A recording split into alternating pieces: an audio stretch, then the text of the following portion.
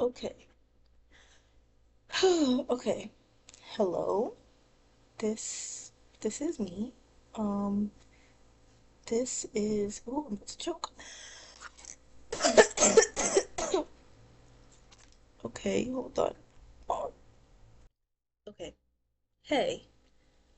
This is Kwaku. And this is some ramblings, some thoughts that I've been having. Um, I guess basically this idea was I sometimes I have to write before I go to sleep, whether that's like journaling or a story or whatever. And I just kind of had this thought dump before bed, and then I kind of like expanded on it. Disclaimer, I haven't done a whole lot of research for the video, for like video purposes. This is just like kind of like partially like my own reflection on like, or like my own observations of stuff. But yeah. So, yeah. Uh-oh. Okay, here we go. So it's basically, oh yeah, hold up. Me when I consume, I'm talking about consumer culture, specifically in America, but so this is an article from the MIT Press. Thought, I thought I had that credited here somewhere. Um, but it's basically like consumer culture is literally basically just like the culture like specifically formed in capitalism that we have around buying a whole bunch of stuff that we don't need, um, because it's pushed on us by corporations. So like this part like Herbert Hoover, um, the president, like he like right like at the beginning of the Great Depression, um talking about how, we have to like have new wants and make way for endlessly newer wants. So like as soon as we're satisfied for something, we need to go out and buy and go out and buy, whether that's we need a better TV, we need a better phone, we need a better mattress, we need a better this. Like it's outside of your needs. It's outside of your needs. Yeah. And like I really liked this part of people recognize themselves in their commodities, and I feel like this is from like late 1900s. No, I guess like 1980s, 1990s, but still, my point still stands. Um, this is less of my notes. I'm going to get into my notes that I have, but whoosh. But yeah, this is me on my soapbox. This is the proverbial soapbox. So my argument is that consumer culture is more pervasive than we realize. Or like if you do realize, maybe you do, maybe you don't. But it's kind of like in everything, like down to how our identities are shaped, down to what we tie ourselves to, and even when you look at something as like your childhood and how consumer culture is like tied to that. Whoosh. Okay, so big man, little people. We all know this is how capitalism works. The 1% tower over us for no reason. So okay, here was my thoughts. How much of ourselves do we lose in consumerism? The great argument of capitalism is choice and opportunity for growth, but it is near impossible to change your station in life, and our choices are my handwriting sucks. Hold on. Okay. Our quote unquote choices are are in brand only, where we are expected to sacrifice skill, quality, and inconvenience when making purchases. And what I mean by sacrificing inconvenience, I mean that like since the Revolution, we've had like a de-skilling of labor. So whereas you used to have a cobbler, a shoe cobbler, who you would go to make your shoe, and they would fit it specifically for you and spend time and effort and energy to make it personalized for you. During the Industrial Revolution, that process was split up amongst multiple people, and instead of we have sacrificed the inconvenience of waiting for something of quality for the convenience of having a shoe that falls apart in like a year or so, or clothes that you can't rewear after a couple of times out, or even like maybe it's not trendy enough to wear, quote unquote. But yeah, so our choices are limited by brand. Do you want the more expensive brand that is going to be more high quality, or do you want the lower cost brand that's going to be, you know, it's less right now, but in the long run, you're paying more for worse. And if you are somebody who's working on lower class, then you don't really have a choice in that. Your choice is literally, well, you kind of have to choose the lesser option. So, like, I guess like an example that I came up with was like there are a variety of apartments in the state, the area in which I live. And there's a lot of luxury apartments marketed. And when my family and I were looking for a new place to live, we had to sacrifice a lot of like comforts, or like, you know, a lot of conveniences or like needs for something that we can afford. Like, my mom has a bad knee, so we wanted to try and find an apartment that where she wouldn't have to walk up too many steps.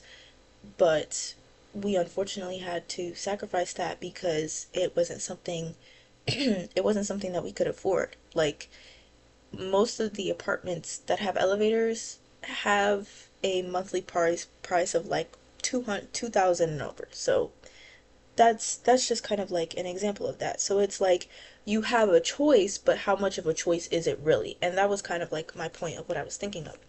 So your choices, quote unquote, under capitalism, specifically regarding your quality of life, are chosen for you by your class. If you are poor, then you are deserving of less, and you buy the low quality, cheap products that includes food, clothing, housing, etc., and sacrifice your general well-being in order to keep living day to day, and never in the long term. And you know, like phrases like paycheck to paycheck, or like you think of food deserts, you think of how like sometimes you will just rather opt for fast food because you don't have the time or the energy to cook. And it's like you have to sacrifice yourself to survive like a little bit, but it's like, are you even really surviving if what you are receiving is so poor quality? Or like thinking of like low income housing or section 8 housing, and how like a lot of a lot of apartments, or like older homes had like would result in people having lead poisoning, or like even growing up with like the asbestos commercials and stuff, and they're like, oh, have you been exposed to it? And it's like, well, the people who were exposed to those types of working conditions are lower working class people. So it's like, how much of a choice do we really have? So the consumer is caught in a cycle of consuming. In this case specifically in needs rather than wants. Um, because wants is another thing. Sometimes, I mean, clothes are a need, but sometimes we do get caught up in the shopping addiction and all that stuff. But that's another thing. Um, Hold on. And okay, so personally, I feel like in this cycle of, you know, of the things that you're allowed to buy, dependent on your class, dependent on your financial situation, we then tend to align ourselves to different products, um, or align ourselves with different companies or organizations. And this isn't like some of these that I'm going to list are like independent of class, like these are just like preferences. But like, you think of, you know, oh, do you prefer Coke, or do you prefer Pepsi? Like the grocery that you shop at. I grew up mostly having to shop at Walmart and Aldi, and Giant was like kind of like the ooh, we got a little bit. So or like there's something like specific there that they wouldn't have at Aldi that we would need. And that's kind of how I still shop today now that I have my own money. Or even like Lidl, where like even I have kind of had to rethink how I attach myself to companies, because like at Pride I got this Lidl shirt, and it's funny because like I like Lidl, I like shopping there, but also like it is a company. They don't know me. I don't know them. I don't know who's behind it. I don't know what their morals, what their ethics are, and I'm walking around with a shirt that's like freely promoting them. So that's something that I've been thinking about. But yeah, but so yeah, thinking about consumer culture in America, we align ourselves with these companies. We align ourselves with, do you shop at Whole Foods? And you know, like how like Whole Foods is like the signifier for gentrification. Like these class symbols basically. We tend to identify ourselves with. And then you think about just like American culture in general and how, you know, we have a culture we have a culture around advertisements, like jingles like the Jake from State Farm, um freaking Super Bowl commercials, where the billboards that you see when your family goes on a road trip, um product placements in movies, in music videos and shows. We even advertise to each other sometimes. We and you know, and that's just kind of like, I guess like a natural progression of things, of like, oh, this is the better place to go. But you know, we have these corporations or these products as that are so like central to like the barest minimum of unifying the American people. Um, yeah, and then on top of that, like we pay more money to get rid of ads. And you know, we're sold products in our movies. Um, we can't leave the house without consuming or spending money on something. And that is like something like that's so frustrating, especially when you're a person who is trying your best to not have to live paycheck to paycheck, or like trying your best to like, you know, have a little bit of money for the next time when you get paid, so that it kind of stacks up on top of each other, or like when you are literally just trying to like survive. Um, but yeah, so it kind of just leads into this thing of like how I'm being constantly sold something. How do I become less of a person? How do I become more of a person and less of someone to sell something to? Um, or is that something that can be achieved in American society? I'm not sure, but I don't know. So another part of American culture and consumerism is regional chains. So here I do have fast food restaurants, but it's not just like fast food. Basically what made me think about this is I was on the way to work, and I saw a billboard for like a $5 meal. It was like including like a breakfast sandwich and an iced coffee and something.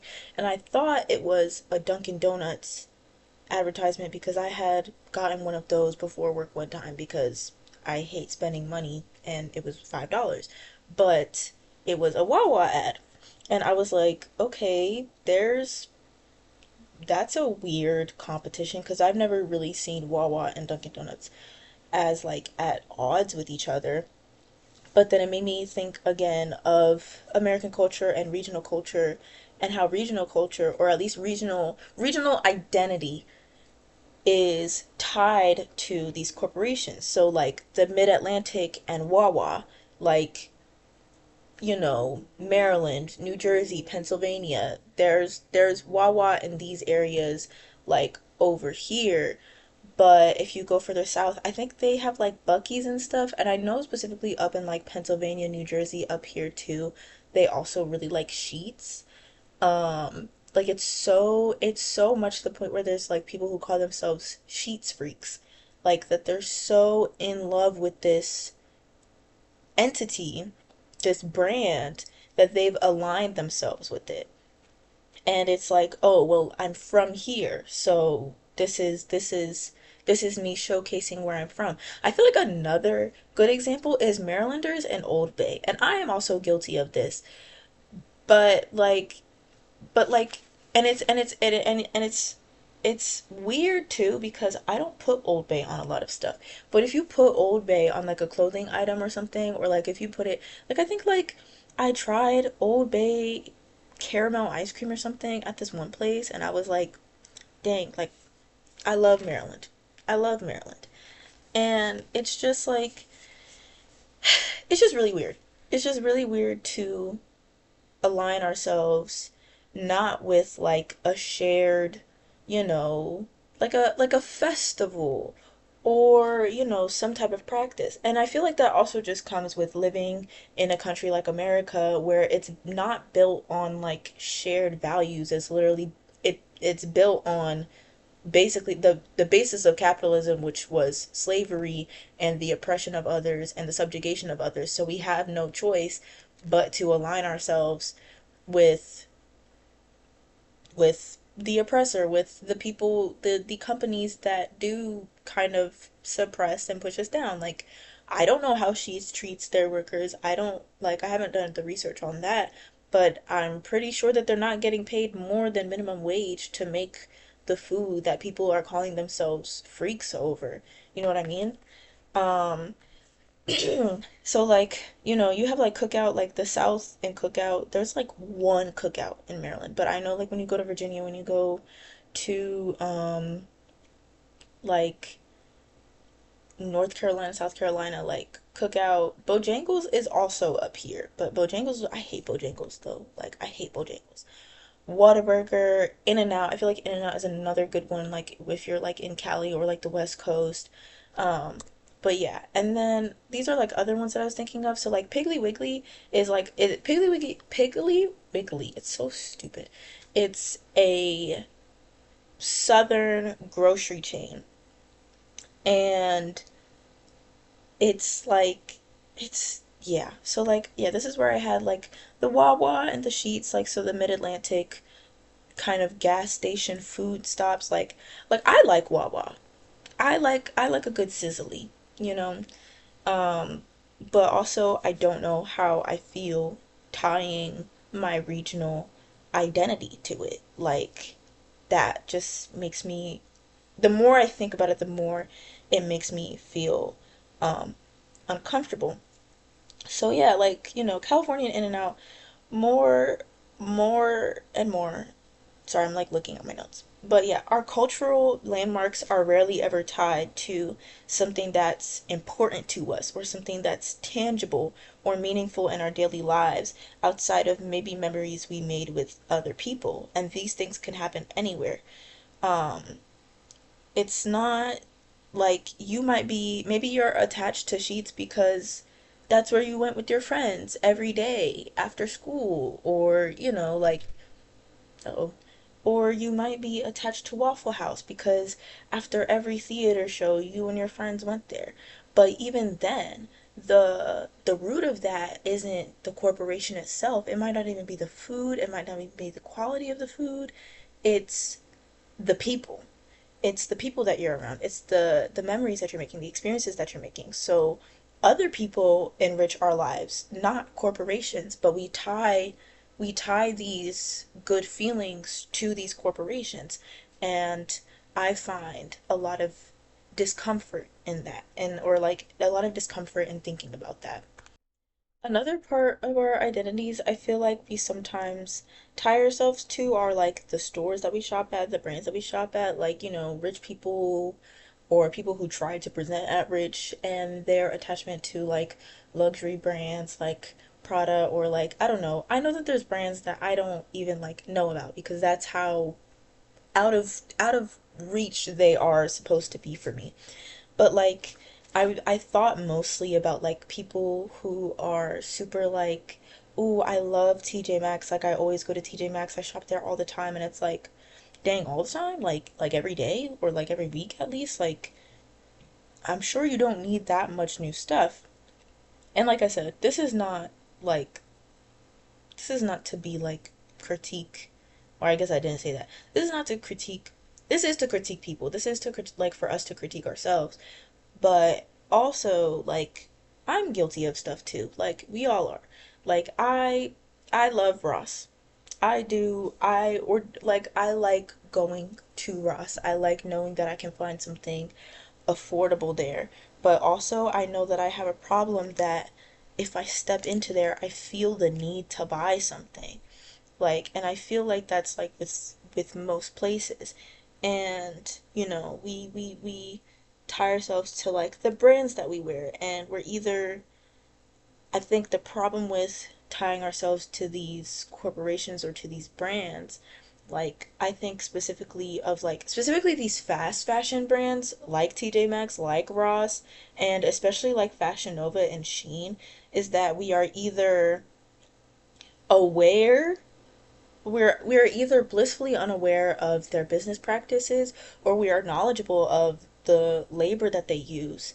And yet I feel like you're either down the route of you don't care or you do care, but also it's so hard to kind of buy ethically if you can't afford the way that things are ethically made. And I don't think that's to say that you should never try. I know I try to like it's like more sustainable fashion like thrifting and stuff. I know I try to think about like okay, what do I already have? Like I have not bought a winter jacket in years because my mom thrifted one for me in like high school and it still fits me and I just keep wearing it. And I know, some like people grow, like our bodies change and everything like that. So sometimes like when you do need to get new stuff because you do need to clothe yourself or if something breaks because like I said, sometimes you have to pay for something that's lower quality. How do we try and fit a more sustainable way of living or like a more sustainable like clothing specifically in a world or like in when you're in a situation like that. I don't know if that made sense. Um, but yeah, or like even sometimes just like I feel like we use consumerism as a way of like therapizing ourselves. Which like that's not a new or original thought. Like, shopping therapy, shopping addictions, all that stuff like retail therapy, that's what it's called. Like and then we end up with so much stuff. Like I think of like my own family who like growing up and I feel like that's also like indicative of another problem. But like there's just times where it's like they just go and buy stuff, where they order stuff and order stuff and order stuff and order stuff and buy stuff and buy stuff and buy stuff and buy stuff and it's like, okay, but like how much of this do we really need? Like how is this making you feel better about yourself? And it's like we have all this excess.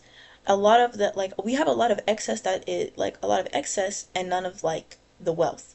And I feel like that's another one of my big problems with consumer culture is that you have a lot of lower middle class, working class, lower class people with excess because you give them stores like Shein where you can buy something for $2, which already the ethics behind that is terrible. But you give them you give them something of like, ooh, look at this pretty thing, look at this nice thing. Don't you want to spend money? Don't you want to spend money? Don't you want to spend money? And you keep on spending more and more and more and more and more. And your quality of life is not improving and you're just gaining more stuff, but you're not you're not able to live. Like it's just not fair. And I feel like nowhere is that more personified, like this like American culture of spending personified than the mall. What is more American than the mall hang out. You go there with your friends. Maybe you don't buy anything. You feel really tempted to. Mostly growing up, I did not. If I would like, we didn't really go to the mall to like buy clothes, or like if I did, it was kind of like a okay, I'm like budgeting in my head for like what I'm able to spend.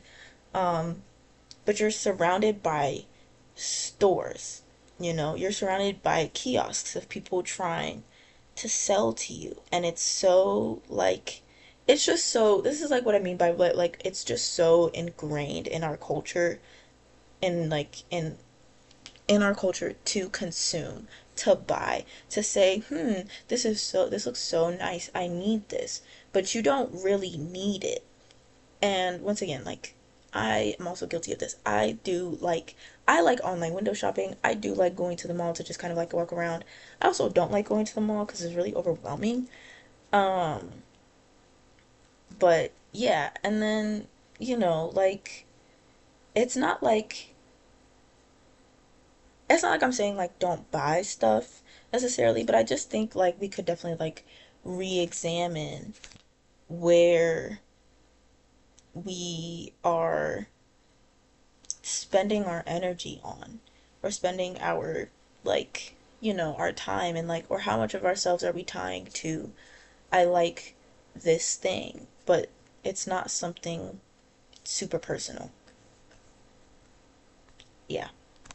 So then I talked to earlier about how consumption even goes into our childhood, and these things are like things that are like are very specific to the era that I grew up in. um I think Toys R Us closed when I was like just getting like somewhere in middle school. I don't remember, but I just think like my point with like this is like, this is like okay, like specifically I looked up the word nostalgia on Pinterest, and these are some of the pictures that I found. And not all of them were like this, where they're related to a brand like Justice, or a store, like I said, a company like Toys R Us, um, or even the Barbie, which is literally just like Barbie is a product. Like the Barbie movies are made so that you will want a new doll, and your parents will go out and buy you a new doll, or they'll go out and buy you a new movie. And that's not to be like super like that's not me trying to be um dang, what's the word? What's the word I'm looking for? That's not me trying to be cynical, because I love the Barbie movies. I'm currently collecting them, like from thrift stores and from like different thrift stores and stuff like that. But like it's like this cycle of like the way that you beg your mom to go to Justice to get whatever new thing that there is the same way that now with your own adult money, or like I'm speaking specifically to like my age group, is the same way that now you go on a website like Pretty Little Thing, or like Cider, or Shein, or any of these things, and you're like, ooh, this is the new thing, this is the new trend, or this is, oh, this thing is so cute, let me go find it. And it's obviously it's not everybody, but it is a good amount of us, where these companies can keep surviving and thriving off of our money, and off of like their exploited labor. Excuse me. And I think of like the book fair, and I have a lot of fond memories around the Scholastic Book Fair. I love it. But if I'm being honest, it is another one of those things where you beg your parents to give you money to go spend. And while I hold both that it is good to encourage children to read, one, we have libraries for that. If you take your children to the libraries. Two, let's be real.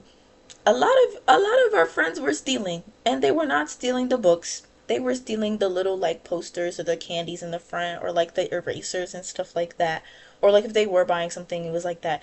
I really liked the books, but I do remember a good amount of my friends who like did not really care. And I think I only remember a few times that my mom was able to buy me something from the book fair, because that was just not a priority. Like, she was working and she was going to school and she was taking care of two children and she's like paying rent. Like, the book fair, that's why she literally got me your library card, because she was like, I cannot keep buying you books if you're reading them in one night.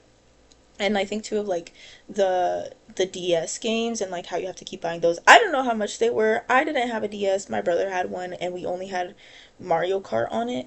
But I know like I have a friend now who like was able to just like one time buy a 3DS and get a whole bunch of games added onto it so that he doesn't have to keep buying them. But like back in the day, you had to keep buying them and buying them and buying them. And these companies do prey on, did and still do prey on young children's like excitement for things, or like, everybody has like this thing of like, you want something new. Everybody wants something new and shiny, but doing that to get our parents to spend more. Like, it's all about spending. It's all about consuming, consuming, consuming, consuming. And that's not to say that all of our childhood was about consuming, because, like I said, I looked these up by searching like nostalgia on Pinterest and I found these pictures. But I did also find pictures of like, I did also see pictures of people like playing outside. Like, I won't say that all of my childhood was connected to consumption. That is also because I was very poor. But I also think of, like, even like brand names like Disney and Nick and Cartoon. Yes, obviously Cartoon. Everybody knows Cartoon. Um, like Cartoon Network, and aligning ourselves with, oh, are you a Disney child, a Nick child, a da da da da. And while that I feel like is kind of a little less harmful, it still is teaching. I feel like personally I do. Like I said, I did not do a whole lot of outside research. I just was thinking and reflecting on my own experiences. But I feel like it's kind of like instilling when you're young of brand alignment and corporation alignment and company alignment. Like, you think even now, and this is like kind of like a side note, but like thinking even now of how like people like our age, or like they're just like doing like normal stuff and they're like, you got to think about building your brand. Like, you got to think about building your brand. And it's like, I'm a person. What's my brand? I'm a person. I'm not a conglomerate. I'm not a boardroom of directors. I'm a person. But yeah, I feel like stuff like that, you're teaching yourself, like, or like we're being taught young to align ourselves with brands and companies rather than our own personalities and experiences. So then moving away from, regional identity and like, going back to our childhood, this is going to be like a brief thing, because Lord knows I hate rainbow capitalism. And I know this is I don't want to say controversial, especially given the state of the world. But to me, the state of the world, like, the more that I read and the more that I learn history and the more that I, observe how things are around me, the state of the world has always been leading up to this moment, or has always been like this, just at different peaks.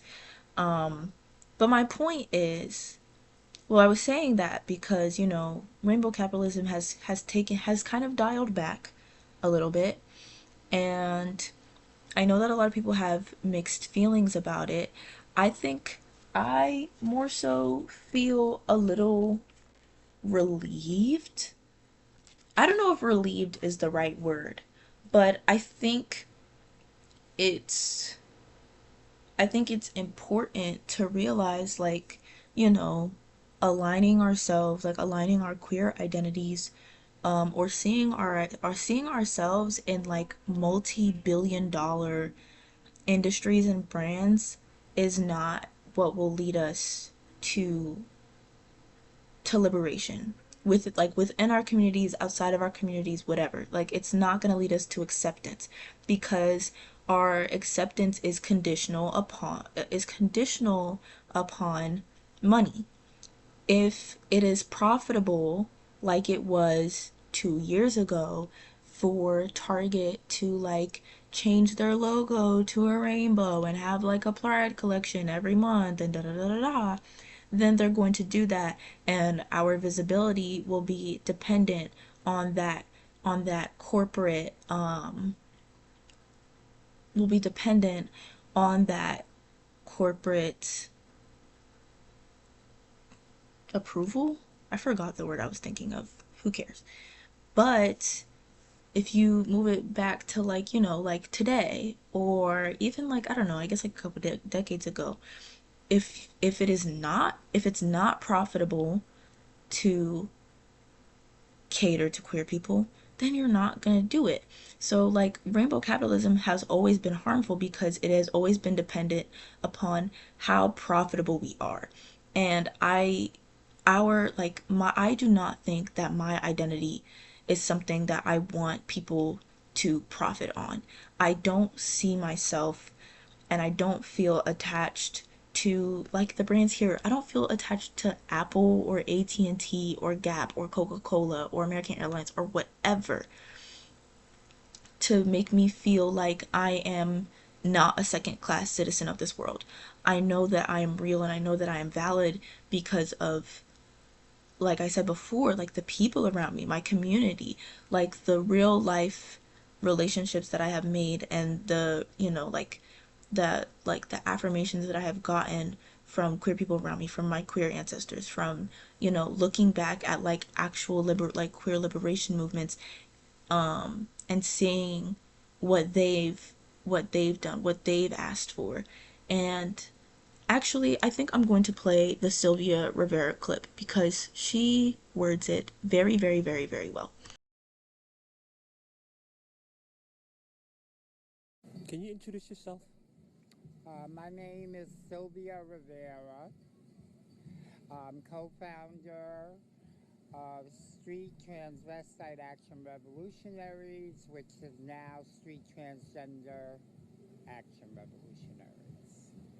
And my co-founder was Marsha P. Johnson. What about the issues of that there's a lot of organizations that have included T in their bill, like lesbian, gay, bi, and trans. Is there real inclusiveness, or is it or just a smokescreen? How do you feel about that? No, that's the bottom line. It's a big smoke screen. This movement has become so capitalist. It is a capitalist movement.